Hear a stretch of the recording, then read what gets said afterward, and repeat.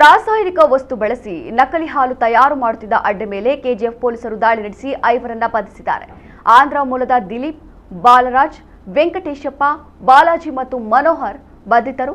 ಆರೋಪಿಗಳು ಕೆಜಿಎಫ್ ತಾಲೂಕಿನ ಬಳ್ಳಗೆರೆ ಗ್ರಾಮದ ಬಳಿ ಅಕ್ರಮ ಕಲಬೆರಕೆ ಹಾಲು ತಯಾರಿಸುತ್ತಿದ್ದರು. ಬಂಧಿತರಿಂದ ಸುಮಾರು 22 ಲಕ್ಷ ರೂಪಾಯಿ ಮೌಲ್ಯದ ಉಪಕರಣ ಹಾಗೂ ಕಲಬೆರಕೆಗೆ ಬಳಸ್ತಾ ಇದ್ದಂತಹ ವಸ್ತುಗಳನ್ನು ವಶಕ್ಕೆ ಪಡೆಯಲಾಗಿದೆ. Palm oil, milk powder, anganwadi ಮಕ್ಕಳಿಗೆ ನೀಡುವ ಪೌಷ್ಟಿಕ ಆಹಾರ, ಪುಷ್ಟಿ ಪೌಡರ್, ಲಡ್ಡು, ಹಾಲಿನ ಕ್ಯಾನ್ಗಳು, 2 ಲಗೇಜ್ ಆಟೋಗಳನ್ನು ವಶಕ್ಕೆ ಪಡೆಯಲಾಗಿದೆ.